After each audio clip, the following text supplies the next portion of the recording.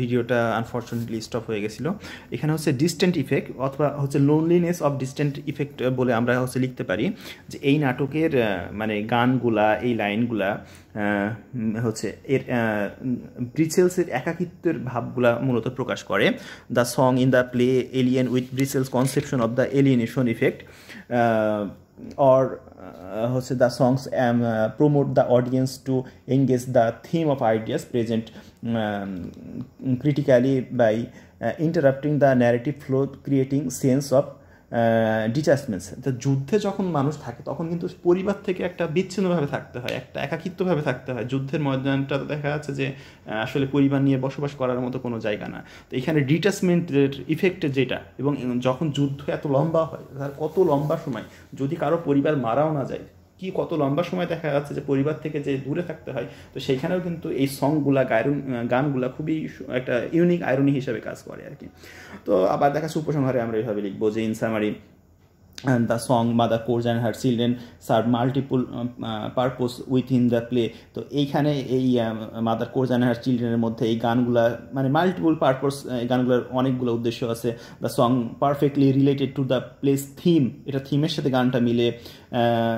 ব্রিসলেস conception of epic থিয়েটারের সাথে, এই যে ইপিক থিয়েটারের স্টাইল আছে যেটা মানুষকে ভাবতে বাধ্য করা ইউনিকভাবে লেখার কারণে, সেটার দিকে দেখা যাচ্ছে একটা মিল পাওয়া যায়।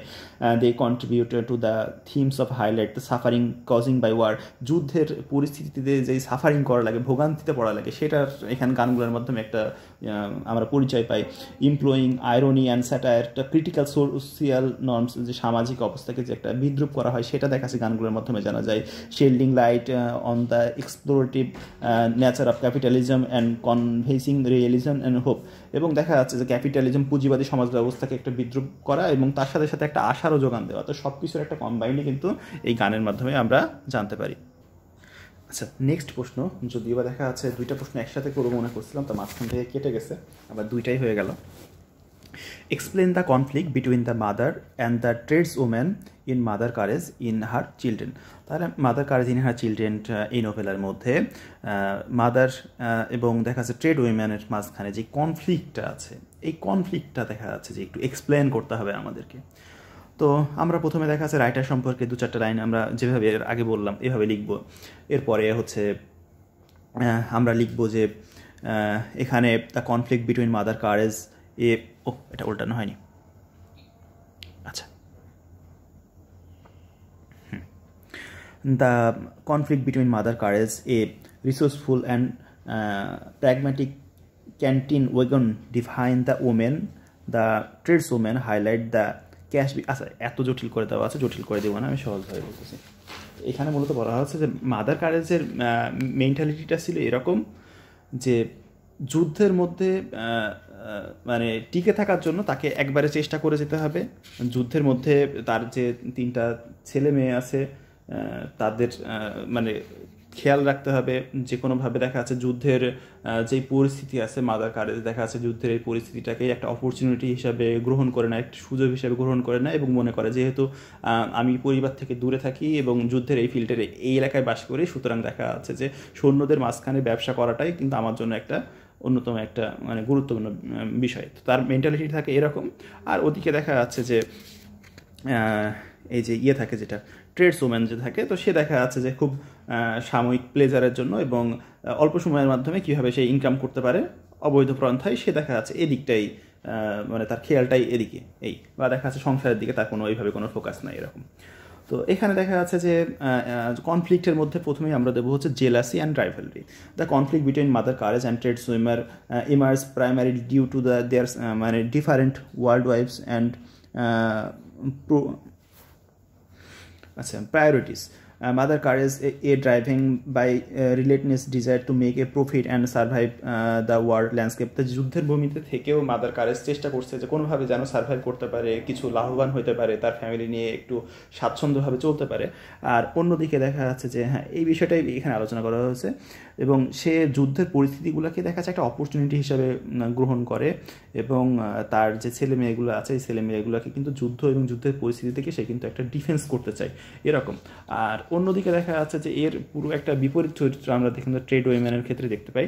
সে কিন্তু যে বিষয়টা এরকম না, সে কিন্তু ইজিভেন্ট কিন্তু সে দেখা যাচ্ছে যে আসলে একটা প্রস্টিটিউট ছিল। তারপরে দেখা যাচ্ছে মাদার কারেজ কিন্তু যখন জানতে পারেন যে ইলিপ তারপরে হচ্ছে এই ইজিভেন্ট দ্বারা হচ্ছে প্রলুব্ধ যখন হয়েছে তখন আর এটা যখন হচ্ছে ওই সৈন্যদের কাছে বিষয়টা ক্লিয়ার হয়ে ধরা পড়ে তখন তাকে মৃত্যুদণ্ড দেওয়া হয়। এরপরে আমরা এই দুইজন মহিলার মধ্যে কনফ্লিক্টের বিষয়টা এইভাবে লিখব যে ডিফারেন্ট ভ্যালু। তাহলে এই দুইজন মহিলার মধ্যে কিন্তু মানে মূল্যবোধ বা ভ্যালুর বিষয়টা দুই রকম ছিল। যেমন মাদার কারেজের ব্যক্তিগত মূল্যবোধ এবং বেঁচে থাকার বিষয়টা ছিল মানে বাস্তবতার উপর একটা খেয়াল ছিল, নিবন্ধ ছিল যে ব্যবসায়িক সিদ্ধান্ত নেওয়ার ক্ষেত্রে এবং পরিবারের বেঁচে থাকার ক্ষেত্রে সে যেটা প্রয়োজন মনে করে সে সেটাই কিন্তু গ্রহণ করে। আর অন্যদিকে ইজেভেন্ট কিন্তু বেপরোয়াভাবে জীবনযাপন করে এবং স্বল্প মেয়াদী আনন্দে সে লিপ্ত হয়। মাদার কারেজ যখন ইজেভেন্টকে তার জীবনের জন্য তিরস্কার করে এর জবাবে হচ্ছে ইজেভেন্ট ওই যে বলে, আচ্ছা ওটা নেক্সট চলে গেছে।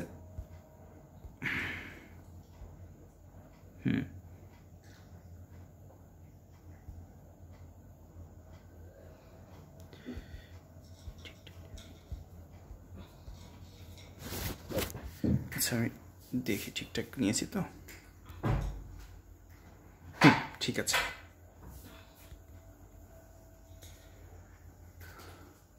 We all die in the end, আমরা একসময় সবাই মারা যাব, but in the meantime if you don't live you're dead. কিন্তু এই মারা যাওয়ার আগ পর্যন্ত যে সময় আছে এই সময়টা যদি তুমি এনজয় না করো, মজা না করো, তাহলে তো তুমি জানো দুনিয়াতে এখানে থেকেই জানো তুমি মারা গেছো। তো এখানে কিন্তু তাদের দুইজনের বেঁচে থাকার মূল্যবোধটাই কিন্তু ভিন্ন রকম ছিল, সেটা কিন্তু বোঝানো হচ্ছে যে তাদের জীবনযাপনের দেখা যাচ্ছে তাদের মেন্টালিটি কিন্তু দুজনের দুই রকম। এরপরে দেখা যাচ্ছে কনফ্লিক্টের দিকে একটা বিষয় হচ্ছে সোশিয়াল হায়ারেসি। তো সেনাবাহিনীতে অফিসারদের সাথে হচ্ছে ইভেটের সম্পর্ক তাকে একটা নির্দিষ্ট মাত্রার একটা বিশেষ অধিকার দেয় এবং সেনাবাহিনীদের মানে যারা কমান্ডার আছে তাদের সাথে শারীরিক সম্পর্ক ইত্যাদি বিষয়ের কারণে কিন্তু তাকে একটু সুরক্ষাও দেয়। অথচ কিন্তু মাদার কারেজের এই বিষয়গুলোর অভাব রয়েছে এবং মাদার কারেজের তার সন্তানদের প্রতি অধিক চিন্তার কারণে কিন্তু সে এদিকে অগ্রসর হয় না, বরং তাকে আরও মাদার কারেজ তাকে আরও খুব মানে কঠোরভাবে একটা তিরস্কার করে, এরকম যে she does not have a pay like the rest of us. তো মাদার কারেজ ইজেভেন্টেস মানে যেই চলাফেরা বা একটা লো ক্লাস ফ্যামিলির মেয়ে এরকম মানে কথাবার্তা দ্বারা তাকে দেখা যাচ্ছে একটা তিরস্কার করে থাকে এবং যে ক্ষমতাসীন ব্যক্তিদের কাছ থেকে দেখা যাচ্ছে যে মানে তাদেরকে প্রলুব্ধ করে যে একটা সুবিধা ভোগ করছে এটার জন্য তাকে দেখা যাচ্ছে বিভিন্ন কথা বলে দেখা যাচ্ছে একটা কনফ্লিক্ট একটা কাজ করে। এরপরে আর একটা বিষয় কাজ করে, সেটা হচ্ছে কনফ্লিক্টের মধ্যে লস অ্যান্ড গ্রিফ। তো লস অ্যান্ড গ্রিফের মূল বিষয়টা হচ্ছে একটা ট্র্যাজেডি দ্বারা কিন্তু এই দুটা হচ্ছে পার্থক্য হয়েছে। ইজিফেব এর মৃত্যু হয়েছে সুইস শিপের ক্যাপচার, মানে মাদার ক্যারেজের ছেলেরা উভয়ই কিন্তু ইজভেন্টের উপস্থিতি এবং কাজের সাথে জড়িত। আচ্ছা বিষয়টা আমি আরেকটু সহজভাবে বলার চেষ্টা করতেছি।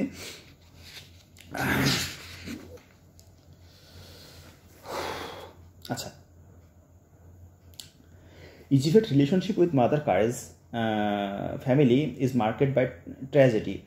Elif Deeds and Swiss cheese captured Mother Kare's sons. Both are tried to present and action.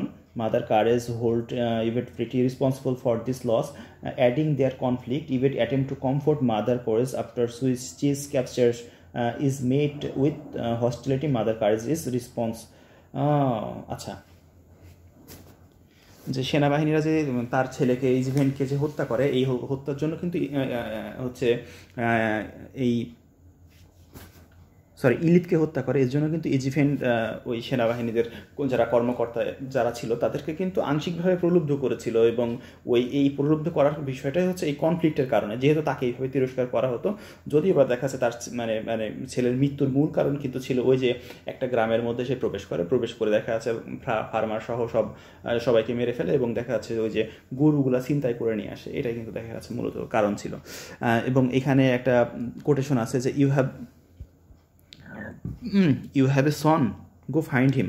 তো এইটা দেখা যাচ্ছে যে তার প্রতি যে একটা মাদার কারেজের প্রতি যে বিরক্তি আছে সেই বিরক্তিটা মানে প্রতিফলিত করে।